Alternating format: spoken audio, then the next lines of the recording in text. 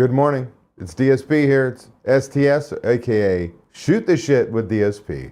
Happens every Friday, travel schedule permitting. We're going to get started here in a minute, but I want to make sure if you're new here, make sure you're logged into your Google account, your YouTube account. They're synonymously the same thing, so you can participate in the chat. Because I'm going to come over here to the chat function, and we're going to see who is joining us today.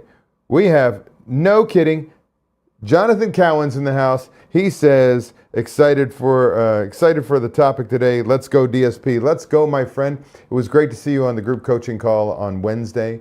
I look forward to seeing you in a couple weeks in Las Vegas at the Mastery Plus meeting. I think it's going to be dynamite with Preston there. We've got another Mastery Plus member in the house. Ian McCall's in the house. Good morning from Long Beach. What up? I saw a TikTok of a restaurant somewhere in Long Beach, not like it's a small town, they had a Thai pizza. It was like a Thai restaurant with a Thai pizza. I don't know. It was interesting to say the least. It didn't look like I really wanted it. Steve Eller's in the house. Happy Friday from Foggy, Oregon. Again, it's a choice, Steve. We talk about this. You like being up there in the cold and all that. Jonathan Cowan says, Lamont, Illinois here, repping the suburbs of Chicago, baby. Yes, you are. And I need an excuse. When my daughter moved away from Chicago area, Aurora to Alaska, I have an excuse to come see you guys and the links. I really do. I miss the restaurants. Oh, looks like Ginger's going to join us today, my mom's dog that I inherited. Blazzoli's Pizza's in the house. What's up, Blazzoli's? Good morning, Jack here from Blazzoli's, Ohio. What's going on, Jack? It is awesome to have you here on a Friday morning. We got a lot of you this morning. We've got Mother's Cantina. Thanks to DSP to get to be the Suns wrestling tournament all weekend and not stuck behind the line being held captive. That is our own Ryan James, member extraordinaire, who's turned into a solutions coach for us. He does not miss his kids' wrestling matches, which is fantastic. And his daughter is a singer/actress, if I'm not mistaken. Ian McCall says, Thai curry pizza. Yep, you knew about it. He says good stuff. All right, I'll take your word for it. We've got Chet Newsom in the house. Good morning, we're freezing here. What's the weather there, Kim? Kim? We're a little chilly today. I think we're probably in the high 40s this morning, and we'll probably in the mid 60s this afternoon. Chilly. This is why I live here. Yesterday we had an unseasonably warm morning when I was out on the water. For those of you who don't know, I'm a rower. It was 5 a.m. practice, and it was 62 degrees. There was some cloud cover and some humidity in the air. I was like, this is a dream. Where the Saturday before, it was 39. And that was a cold mother effing row. So I like it here. We have about 3 days a year below freezing. That's it. Then that's the overnight. We've got Caleb's in the house. What's going on? Good morning to you. And Mastermind 5L. Good morning, true believers. What's up? Good to have you, my friend. And, we got a couple more. He says it's 26 degrees there. We've got Koval, Ben's in the house. Good morning, DSP. 1925 Pub House is rocking this week, freezing here. Well, that sounds like fun. Really does sound like fun for y'all, not for me. So I'm going to pass on it. We're going to get started here. I just wanted to put one more call out. I'm going to do it again, as you all know after the intro, is make sure you're logged into your Google account so we can participate in the chat, because I open it up to answering your questions. I like to hear your comments. This is my chance to hear from you, and you hear from me, whether you're a member or not. So let's make a couple changes here.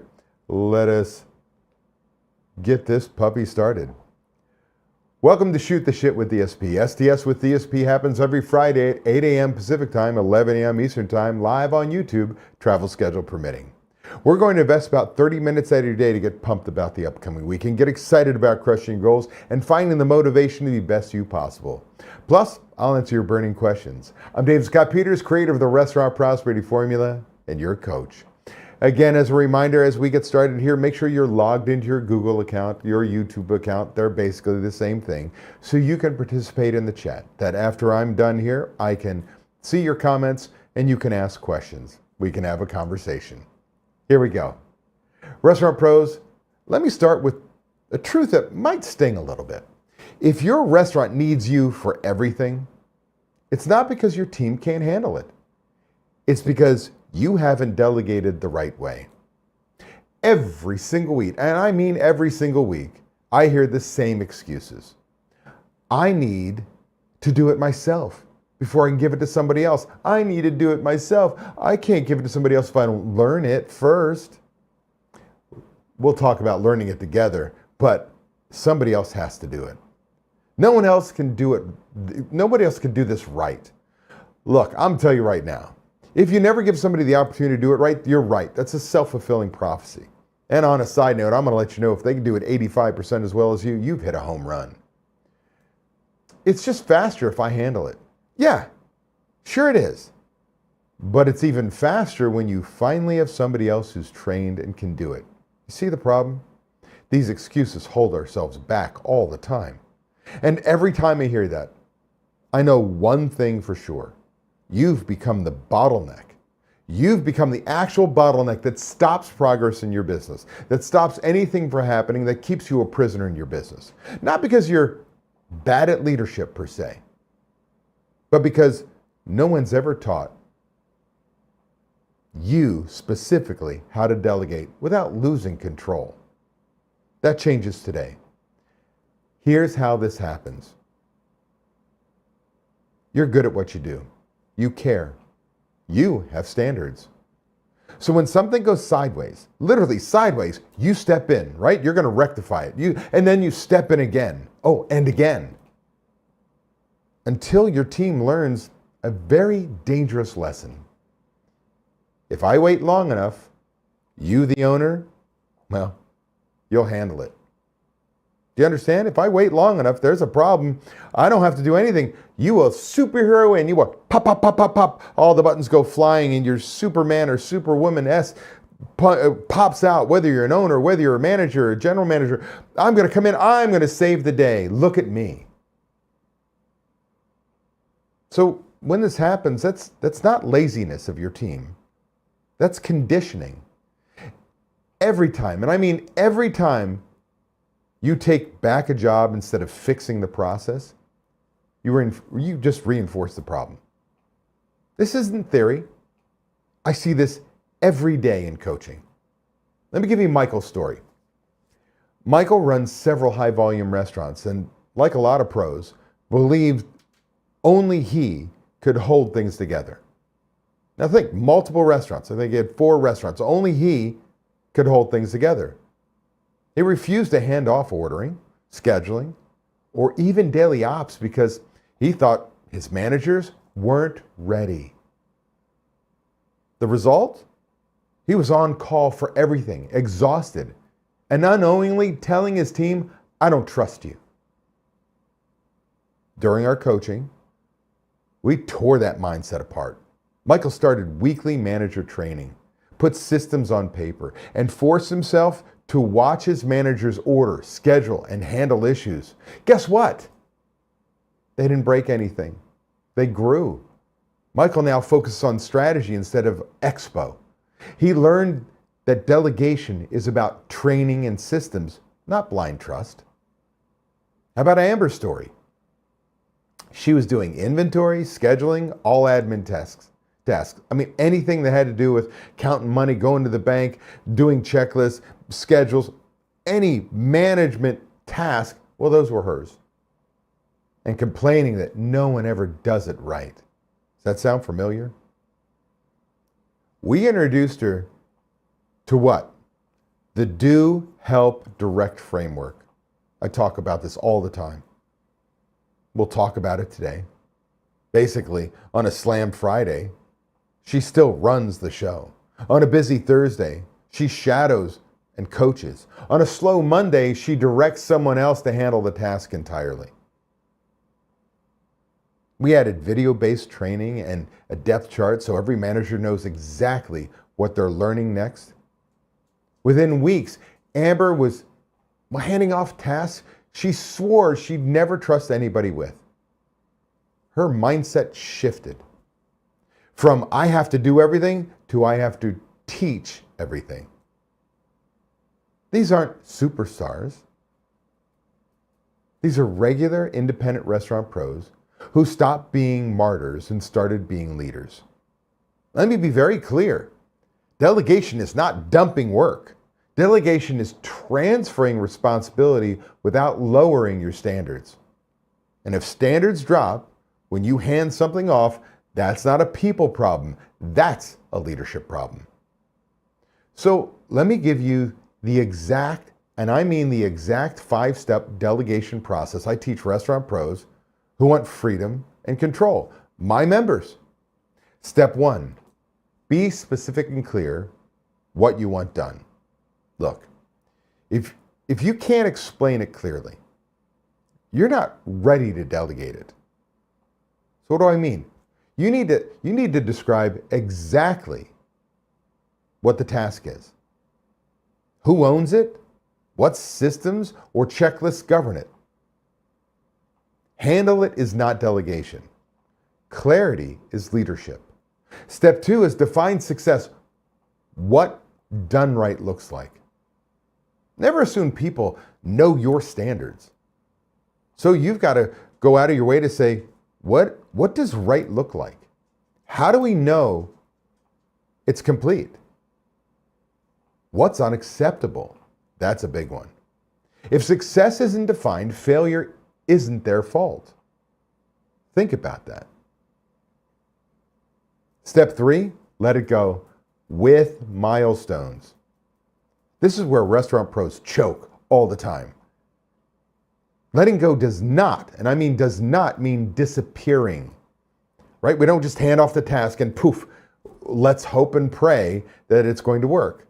What it means is this: there are clear deadlines, clear checkpoints, clear expectations for updates. You don't rescue, you inspect progress. Remember Amber? Her do help direct rhythm? Well, that's perfect. A perfect example for what I'm talking about. On slow days, she directs. She directs somebody to do it and watches the results. That's letting go with structure, not abdication. Step 4, continued communication. We're now from the state of Missouri. Why? Because the license plate says show me. This is probably the most important step. See, we can no longer use the, did you do it? It's not that. How's it going? It's not that. But what it is show me. How are the recipe costing cards coming? You had a deadline of 5 this week. How's it going? Doing great. Great. Show me. It's not, I don't believe you. It's not, I don't trust you. It's, I'm excited to see. See, if they followed the system and end up missing the mark, let's say they're doing the recipe cards wrong, you have an opportunity to coach. If they ignored the systems, didn't do anything and started lying to you, you have a chance to correct it now. Not waiting for the deadline, but this milestone, you can correct it now before it even hits, because our job is to never let our managers fail. Keep them on track, give them the support, the training they need to be successful. That distinction alone keeps emotion out of leadership. And step 5 is recognize and reward. What gets recognized gets repeated. Think about that. What gets recognized gets repeated. And that could be things like public praise when standards are met, private coaching when they're not, consistency every single time. Delegation without recognition dies fast. All 5 steps sit under one rule: enforce company standards. We don't let things go. There are no exceptions. There's no, oh, just this one time. No lowering the bar because you're tired. You're tired of correcting. I got news for you. That's a part of what we do. We ensure the process is working. Your managers do that on a day-to-day basis. You do it day-to-day with your general manager, key managers, plural, depending on how big or small your restaurant is. Your standards are what allow you to leave the restaurant. Think about that. Your standards would allow you to leave the restaurant, because when things aren't being met, then you get back to the old, I've got to do it myself. I can't trust somebody else to do it. Nobody does it as well as I do. And cry me a river.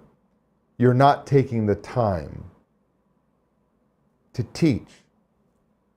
So here's your Monday action, restaurant pros. This week, pick one task you currently do. Something repetitive, something you complain about, something that happens every week. Then run it through the 5 steps. 1, be specific. 2, define success. 3, set milestones. 4, show me. 5, recognize execution. And here's the hard part. Don't take it back. Inspect outcomes. Coach the process. Enforce the standards. That's leadership. So if you feel trapped by your restaurant, it's not because you're indispensable. It's because you've made yourself unavoidable. And the fastest way out isn't working harder, it's delegating better. Think about that. Your path to freedom is truly delegation. And I want to be very clear with you. I teach this over and over and over again. Whether it's my 2-day event in Las Vegas, whether it's on coaching calls, whether it's one of my lessons inside our video library. And I'm going to tell you that delegating successfully as a person is still one of my biggest challenges.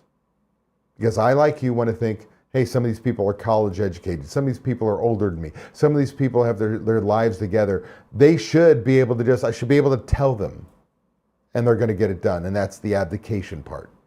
And then sure, when they fail, see, I'm the only one who can do it.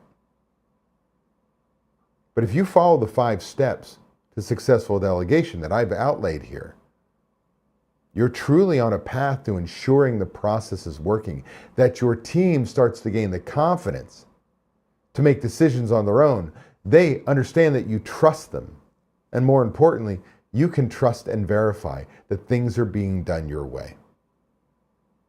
And I'm going to tell you right now, if you want to learn how to delegate properly, if you want the systems behind proper delegation to run your restaurant, and that doesn't require you, hey, scan that QR code. For people who are not members, scan that QR code. Get on a call with Ryan James.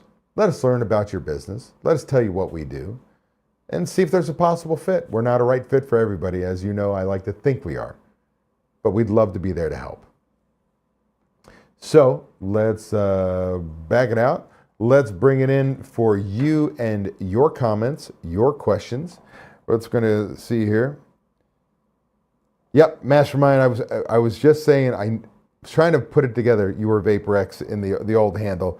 I got that. Ian says, trust and verify your managers. You hired them. Yep, trust and verify the managers. We talk about this all the time. Ian can tell you with 100% certainty. Often when we start complaining about our team, whether managers, whether line employees, doesn't matter. Oh, these people are idiots. Oh, I can't believe they don't do. I can't believe. Grab a mirror. I do not believe that we hire idiots. I think we create idiots by not giving them the training and support they need to be successful. And in this example of what we're talking about today, the delegation, we are focused on the management side. If you don't delegate, if you don't allow people to go out and do something, if you don't train them to be successful, and they try it out and make mistakes and try it out and make mistakes and get their way there, they'll never get it. You know, it's no different than if you're a seasonal restaurant. The moment your season drops, people are bored, oh my God. And then they think that's what busy looks like. And then season comes in, and those first couple shifts, people are like, oh my gosh, I'm behind, because they lost the rhythm. When you're not used to performing at a higher level, and a lower standard becomes the norm, you get used to that. That's all it is. You've got managers who are performing at a lower standard because that's what you allowed. We've got to push them to grow. And once they get used to it, they got it down. Muddy Waters Gastropub says, good morning to you. We got Seaquake Brewing in the house. Deja, good morning. It is awesome to have you. Got a bunch of Mastery Plus members on here today. It is a good day for DSP. Got no comments from my team, so now it is time for you and your questions. This is your time to ask me. Again, I do this on a weekly basis. One is to provide the motivation to go into the weekend, some good stuff to get you fired up and going. For those of you who are not members, chance to ask me questions, just like my members do. And for my members, it's that little, again, that push. I can tell you right now, most everything that comes out of my mouth, any of my members that are on here live with us, said I've heard that message before. But they'll also tell you, sometimes you're not ready for the message till you're ready.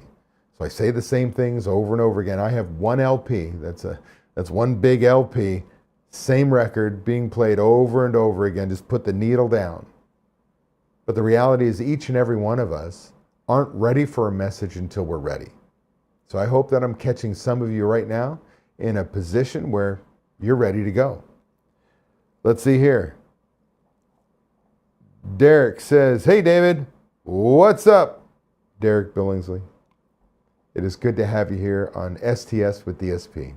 Now, how are we doing on time? We've got 9-10 minutes left. Who's got a question, a comment? There's about a 10-15 second delay. Drives me nuts. Last week I tested it. I've got a monitor over here, one over there. This one's the live one. This one's YouTube. And they're about 15 seconds off. It drives me nuts. Last week I waited till the very last second till this video caught up and with a timer, and it was like 15 seconds left. So today I just started at 15 seconds later and it seemed to work. Too much information. All right, let's see here. No questions, no comments. Too much DSP today. What have we got coming up? I think next week we've got STS. I do not believe I'm traveling or have a camp or anything for a while, but let me just double check. Next Friday the 23rd, there will be an STS. Friday the 30th, there'll be an STS. February the 6th, there will not. So we certainly have a couple STSs coming up. Do know that we're made an improvement. Jenny on my team, who handles all communication, was tired of me coming up with my topics a day before, a week before, hell, minutes before, and putting it all together. So I actually have the full year mapped out. We're hopefully getting emails out to you that say, hey, here's the topic. Come on and visit. Instead of, hey, I wonder what David's going to talk about. So you can give me input. Certainly email me at david@davidscottpeters.com. Let me know what you think. And here we go. Derek says, still having managers not follow through on front of house and back of house checklists. And then he follows up with, any advice? I have a couple things. So checklists are the keystone to all systems.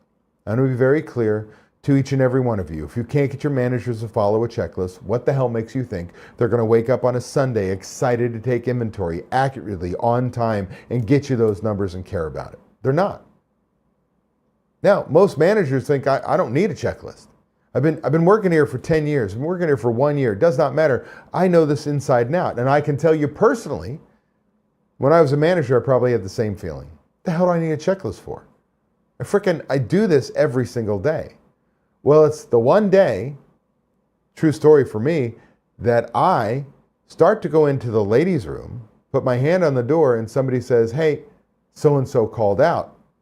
And I walked into the office and started calling down the roster. This is before I had a policy where somebody had to find their own replacement first. This is before we had the internet and apps and all this stuff. We actually still had a phone in the restaurant that everybody communicated with, to a point where people would get personal calls, employees, and we'd be like, you can't get personal calls at the restaurant. That's how old I am, okay? But I put my hand on the door, get called away, and by the time I call somebody in, the shift is running. I'm now behind the bar helping the bartender with something, and I can, clear as day, can see this woman come out of the ladies' room and said, you have no soap, no toilet paper, and no paper towels. You can't bounce back from that. See, there are certain things the checklist ensures the process is working. It ensures that nothing is missed. It ensures that the guest has the best experience possible. It ensures that at the end of the shift, we close the shift 100% ready for the next shift to open. Which is why most opening managers go, who the hell closed last night? They didn't do this and this and this, and bitch and moan and bitch and moan, and they should.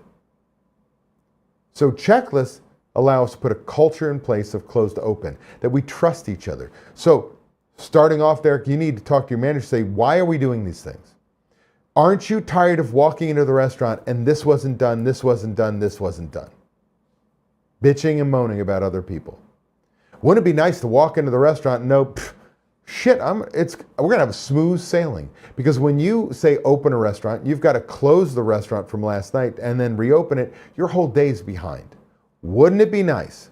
Oh, but Derek, I don't have that problem. You understand, I don't need these checklists. Well, they're not for you, but everybody's got to follow them. That's step one. Step two is we're going to stop writing up employees for not doing their side work. We're going to start writing up managers. Why do I have managers? To ensure the process is working. So whose fault is it that a line cook didn't do their side work? Whose fault is it that a cashier didn't do their side work? A server, a busser, a driver didn't do their side work? The manager. The manager failed to inspect what they expect. And so they let them go home. So if you're going to let them go home, guess what, manager? You've got to do their work. This side work we will all get done because we're going to trust each other as managers. It is your responsibility to make sure it's done. So you're going to start telling people, if the side work's not done, I'm not writing up the line employee, I'm writing you up. And then Derek, what it's going to require is you're going to have the stones to actually write your manager up. And I'm going to tell you right now, I'm only going to write up a manager once. Once. They're either so embarrassed that they're going to start to toe the rope and you're going to show that you mean business. Or two, they're going to go find another job. Either way, I win.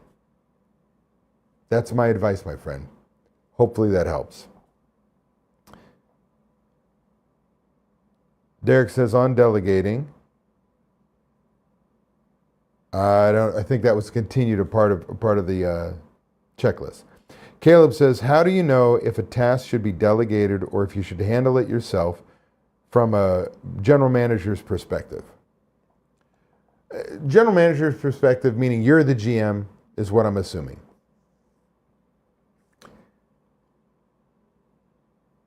As a GM, you want to train your replacement.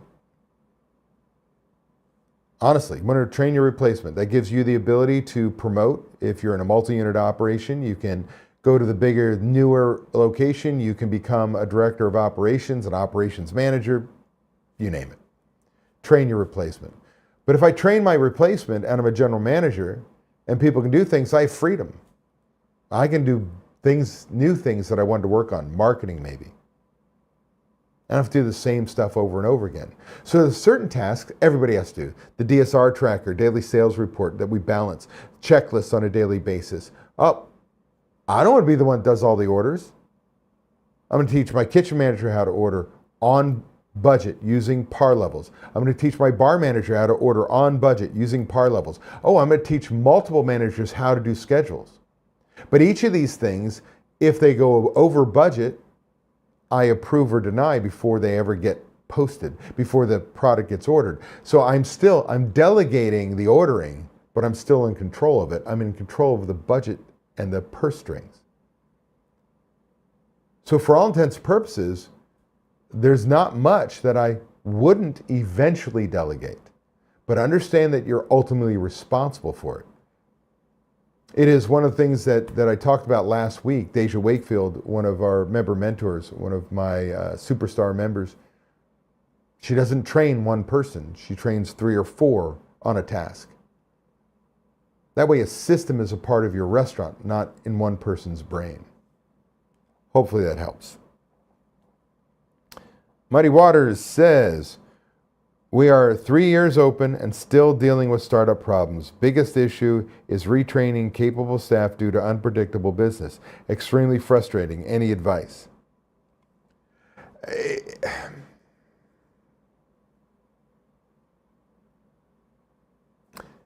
I want to temper myself here. You're 3 years in operation. You're retraining people and having opening challenges. What does that mean? I'm going to make an assumption. An assumption that you taught people how to greet the guests and they stopped doing it. You taught people to use checklists, they stopped doing it. You taught people how to follow par levels, they're not using it, so you're running out of product. You go through the, uniform standards, but they're not coming in uniform. All of these things are lack of leadership and lack of the willingness to hold people accountable. You're accepting subpar performance because, ready? We're afraid of losing the employees. We're fearful. And when we come from a position, and you can tell me I'm wrong in the comments, but when we come from a position of fear, we lose every single time. By the way, do you know what cures fear? Knowledge. You got to get the knowledge how to hold people accountable. You got to have the knowledge how to run your restaurant in a way, whether that's with me and my group, whether that's a different coach, whether that's combing the internet for free information, reading books, going to seminars, workshops. I don't care. You've got to learn what you don't know. You've got to be willing to then share it with your managers. You've got to be willing to ultimately hold people accountable. Train people and hold them accountable. Train, hold accountable. If we're having the same problems over and over again, we have a systems issue. We have a training, a systems, accountability issue. All fixable, my friend. I'm not here to tell you it's easy. Ask any one of my members on here whether it was easy. Wasn't easy. I suck at create work, but you're going to change culture. And when you change culture, I can promise you with 100% certainty, you're going to lose one or more of your best people who you thought were your best people. But that's culture change. And that takes 6 months to a year if you stay on it. Hopefully that helps. Hopefully that was the gist of what you were asking. Derek says, thank you. You are welcome. Koval says, Brian says, since we're new members, what are the next steps regarding live seminars? Do members come to all live seminars and bring implementers? Do we start booking now? Start looking forward to seeing members again live? I can tell you that I have several members that come almost every seminar with managers they've brought in the past, but more importantly, new managers or people they want to get what we call drink the Kool-Aid. Not the Kool-Aid for the Gen Xers that killed people, but the Kool-Aid, meaning we're a part of it, we understand what's going on. Because when I present it, and you present the same information, you're a parent, and I don't want to listen to you. I say the same thing you say, I'm brilliant, and I part the sea, and oh my God, did you hear what he said? I get it, and I get him motivated. So my thought process is this. No, you don't need to come to everyone, and you don't need to make that decision because you have a discounted ticket, preferably early for me planning-wise, but you got the week before if you needed to. But you do want to identify those managers who you think you want to invest in. And since you've been to the live seminar, you know that either you're walking out of my room fired up, ready to go, and I would say 99 out of 100 people leave my room ready to go. Hard part is getting back to reality and keeping that motivation. But somebody in the room, they have a manager who's going to quit or get fired within 3 to 6 months because they're truly not going to do the work. There you go, oh shit. Either way, you win. So, do I recommend you come back? Absolutely. Do I have members that have been back more times than I can count? Absolutely. So I'll see you at the next seminar. Let's see. Bridget says, we have implemented the term. What's the reasoning for the seasoning? Applies to a lot. Laugh out loud. Still having trouble with follow-up and enforcing. So the phrase is, if I could read, you're saying, what's the reasoning for the seasoning? Now let me change what she means here so everybody understands and make sure I'm on the same page. You have to explain your why you're implementing a change. If you just implement a change for change's sake, you get resistance 100% of the time. Why are we putting this in place? I always present things in three ways. This is how it benefits the guest, because we're guest-centric. This is how it benefits you, the employee, and this is how it benefits me and my family. We always start with the guest first, because we're guest-centric. Everything we do is about the guest experience. But you explain why we're making the change, whatever that may be, and we get buy-in. Ultimately, this all comes down to accountability. If we're not willing to hold people accountable to the why and the what we've changed, it doesn't matter. Change can be temporary. You can ask somebody verbally to do something and see the change, but that will die within a week to 2 weeks. There has to be a manager reinforcing it. And if we have a management team that plays ostrich and sticks their head in the sand and doesn't hold people accountable, when they see something that's going wrong, they don't correct it and bitch and moan about it until it gets really, really bad, that's awful. No employee should leave the shift not knowing if they did a good job or what they needed to correct. No employee should get to their employee review a year later and be surprised it's a bad review. We as managers have to be telling them on a daily basis. So I would tell you that I think the biggest thing is you've got the theory behind it right. Let's tell them why. Ultimately, without a manager, supervisor, someone telling them what to do, how to do it, how well it should be done, more importantly by when, and ultimately holding them accountable to that, it's not going to change. How are we doing on time? We are a little over, so I'm going to go through this quick. We're going to see. We've got Caleb says, thank you. Muddy Waters says, retraining, ... Carlos says, hey, Carlos, good to have you here. Be the leader of your business. Absolutely. Deja says, at Seaquake, it's worth the trip every time. She's talking about the seminar. And last but not least, Koval says, we will be there for sure with the manager. Was curious about the rest of members. Great to hear they come again and again. Love it. There we go. That concludes Shoot the Shit with DSP. I appreciate each and every one of you. Those of you who are brand new, hey, scan the QR code.